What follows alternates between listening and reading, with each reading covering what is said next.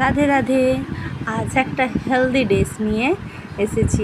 এটা আমি আমার প্রতিদিনের রুটিনে রাখি, কারণ এখন একটু ইচ্ছে হয়েছে স্বাস্থ্য সচেতন হতে, তো তার জন্য চেষ্টা করছি। কতদিন করতে পারবো জানি না।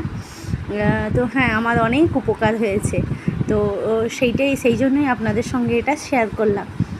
তো প্রতিদিনের ডেলি রুটিনে এক বাটি করে ভাতের সঙ্গে রাখতেই পারেন চিয়া সিড, শসা, টমেটো। চিয়া সিডটা আধ ঘন্টা আগে ভিজিয়ে রেখেছিলাম, আর তার সঙ্গে টক দইকে ভালো করে মেখে এবার ওতে গোলমরিচের গুঁড়ো, জিরে গুঁড়ো আর সিন্দুক নুন ভালো করে মিশিয়ে আপনি রেখে দিন।